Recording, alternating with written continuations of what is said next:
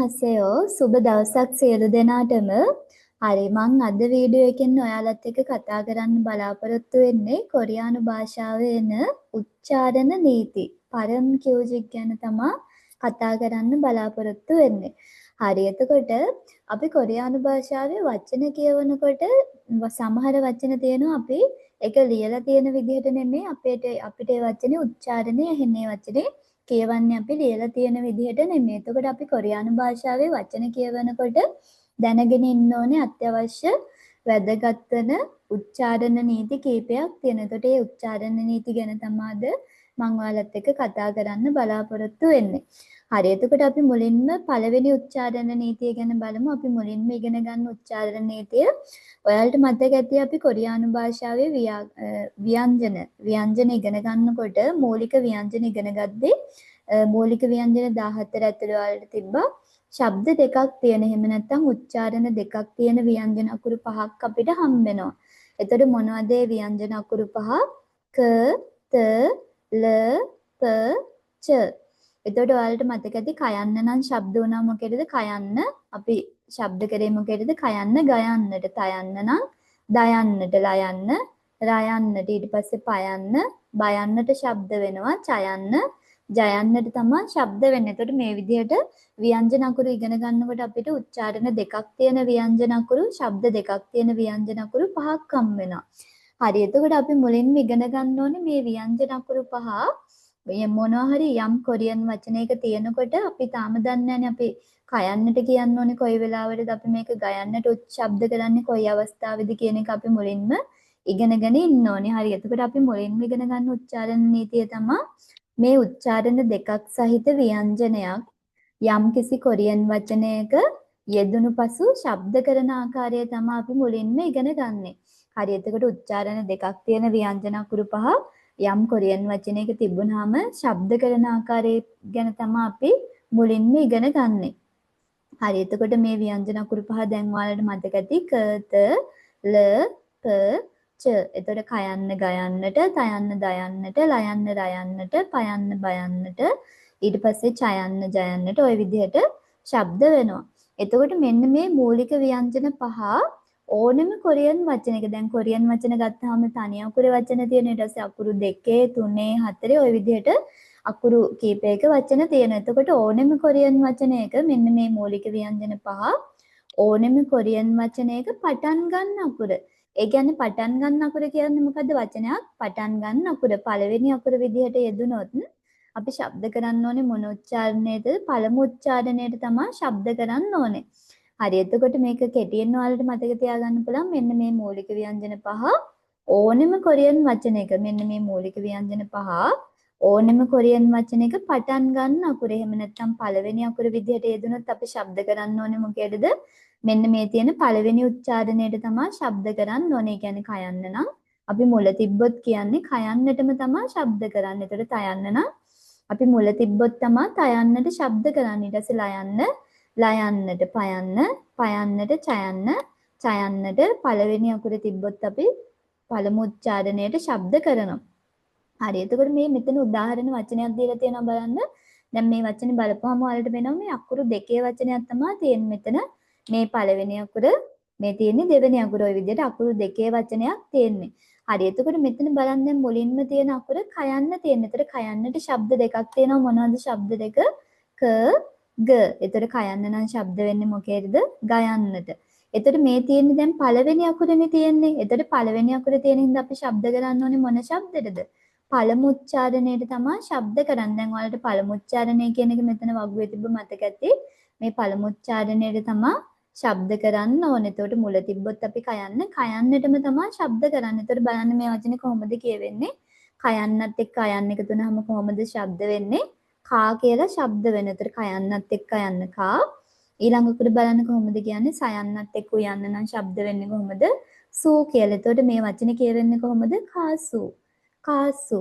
එතකොට කාසු කියලා කියන්නේ කොරියන් වලින් ගායකයාට. හරි එතකොට පළවෙනි කොටස ඔයාලට මතක ඇති කෙටියෙන් මතක තියාගන්න පුළුවන් මෙන්න මේ මූලික ව්‍යංජන පහ ඕනෙම කොරියන් වචනයක පළමු තැන යෙදුනොත් තමයි අපේ පළමු උච්චාරණයට ශබ්ද කරන්නේ. එතකොට මුල තිබ්බොත් ක ත ල ත ච කියන ශබ්ද පහට තමයි උච්චාරණය වෙන්නේ. හරි ඊට පස්සේ අපි ඊළඟ කොටස බලමු. ඊළඟට බලන්න මොකද්ද කියන්නේ ඉහත මූලික ව්‍යංජන පහ ඕනෙම කොරියන් වචනයක පටන් ගන්න අකුර හැර. ඒ කියන්නේ පළවෙනි අකුර නැතුව පළවෙනි අකුර හැර දෙවෙනි අකුරේ සිට අනිත් ඕනෙම තැනක යෙදුනොත්. එතකොට ඒ කියන්නේ දෙවෙනි, තුන්වෙනි, හතරවෙනි, පස්වෙනි ඒ වගේ අනිත් ඕනෙම තැනක තියෙනකොට අපි කොහොමද ශබ්ද කරන්න ඕනේ? දෙවන උච්චාරණයට තමයි අපි උච්චාරණය කරන්න ඕනේ.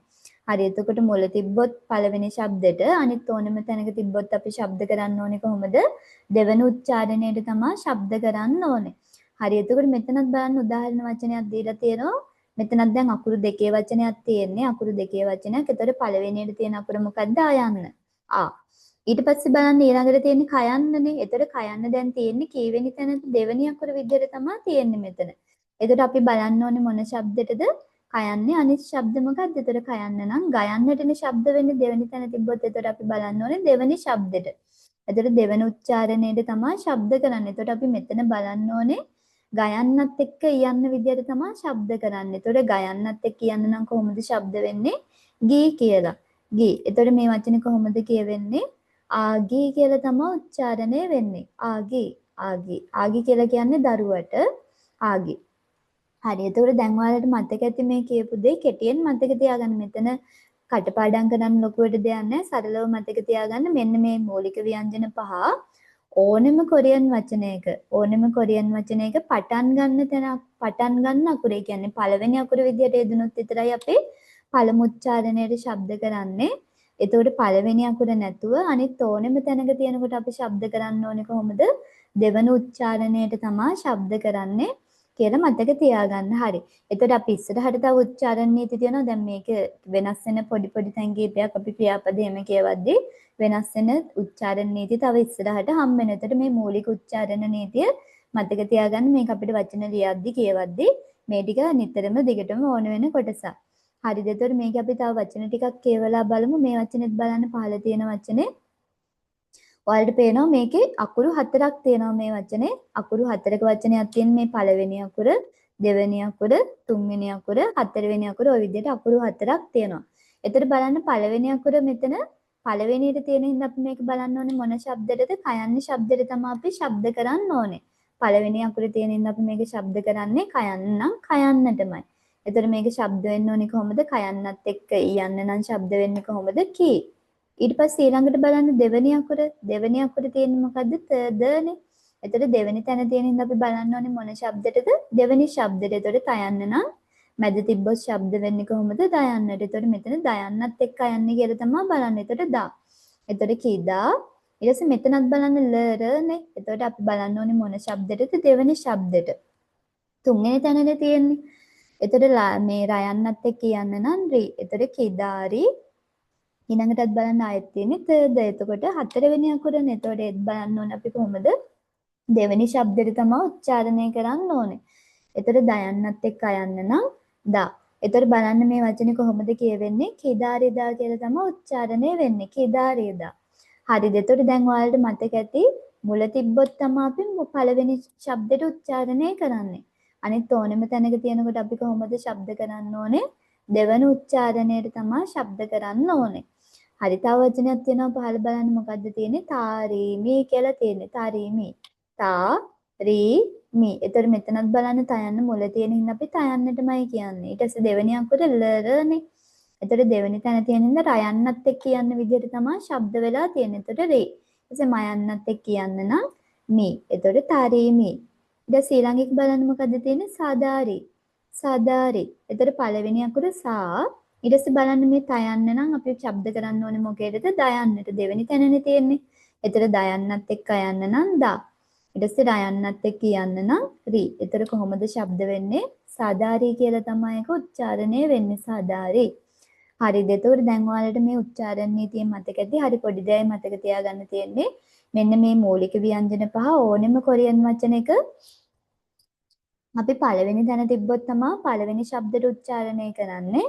අනිත් ඕනෙම තැනක තියෙනකොට කොහොමද අපි උච්චාරණය කරන්න ඕනේ? දෙවෙනි උච්චාරණයට තමයි ශබ්ද කරන්න ඕනේ. එතකොට ඒක තමයි මූලික උච්චාරණ නීතිය. එතකොට ඉස්සරහට තව උච්චාරණ නීති තියෙනවා ඉගෙන ගන්න මේ කියප එක වෙනස් වෙන පොඩි පොඩි තැන් ඉස්සරහට හම්බ වෙන. එතකොට මූලික උච්චාරණ නීතිය ඒ විදිහට මතක තියාගන්න. හරි මෙතන එතකොට ඔයාලට තව 15 මෙහෙම වචන ටිකක් තියෙනවා. මේ වචන ඔයාලා මේ විදිහට කියවලා බලන්න. මෙතනත් තව අපි වචනයක් කියවලා බලමු. මෙතන බලන්න දැන් පළවෙනි අකුර මොකද්ද තියෙන්නේ? නයන්නත් එක්ක අයන්න. එතකොට ශබ්ද වෙන්නේ කොහොමද? නා කියලා. නා ඊට පස්සේ මෙතන බලන්න බනේ. පයන්න නම් ශබ්ද වෙන අනිත් ශබ්ද මොකද්ද? බයන්න. එතකොට පබ එතකොට දෙවෙනි තැන තියෙන අපි බලන්න ඕනේ කොහොමද? බයන්නේ ශබ්දෙට. එතකොට බයන්නත් එක්ක කියන්න නම් බි. එතකොට කොහොමද මේ වචනේ කියවෙන්නේ? නාබි කියලා. නාබි. නාබි කියලා කියන්නේ සමනලයට. ඊට පස්සේ ඊළඟ වචනේත් බලන්න. නයන්නත් එක්ක අයන්න. එතකොට ශබ්ද වෙන්නේ කොහොමද? නා කියලා. මයන්නත් එක්ක උයන්න නම් මෝ. නාමු. හරි ඊට පස්සේ ඊළඟ වචනේ බලන්න මොකද්ද තියෙන්නේ? මේ මයන්නත් එක්ක ඕ යන්න. එතකොට කොහොමද අපි ශබ්ද කරන්නේ? මෝ කියලා. එතකොට මෝ ඊට පස්සේ ඊළඟ වචනේ ච චයන්න නම් ශබ්ද වෙන්නේ මොකේදද? ජයන්නට. චයන්න ශබ්ද වෙන්නේ ජයන්නට. එතකොට ජයන්නත් එක්ක අයන්න නම් ජා. එතකොට කොහොමද මේ වචනේ උච්චාරණය වෙන්නේ? මෝචා. මෝචා. මෝජා කියලා කියනවා තොප්පියට. මෝජා තොප්පිය. ඊළඟ වචනේත් බලන්න මේ මහ ප්‍රාණ කයන්නත් එක්ක ඔයන්න. කෝ. ඊට පස්සේ පයන්නත් එක්ක යන්න මහ ප්‍රාණ පයන්නත් එක්ක යන්න. පි. එතකොට කෝපි. කෝපි. කොපි කියලා කියනවා කෝපි වලට. හරි ඒ විදිහට ඔයාලට මේ 15 වචන තියෙනවා. මේ වචන කියවලා මේ විදිහට එතකොට උච්චාරණ නීතිය දැන් මෙතන තියෙන මූලික සරත් එක්ක මූලික ව්‍යංජනත් එක්ක තියෙන වචනනේ තියෙන. එතකොට මේ විදිහට ඔයාලා මේ වචන උච්චාරණ නීතිය මතක තියාගෙන මේ වචන කියවලා බලන්න. වචන ලියාගෙන ඔයාලට මේ වීඩියෝ එක නවත්තලා මේ වචන ලියාගෙන කියවලා බලන්න. හරි අපි ඊට පස්සේ ඊළඟ උච්චාරණ නීතියට යමු. එතකොට ඕක තමයි මූලික උච්චාරණ නීතිය මතක තියාගන්න වචන ලියද්දී කියවද්දී අපිට ওই උච්චාරණ නීතිය නිතරම ඕනේ වෙනවා. හරි ඊට පස්සේ ඊළඟට අපි ඊළඟ උච්චාරණ නීතිය බලමු.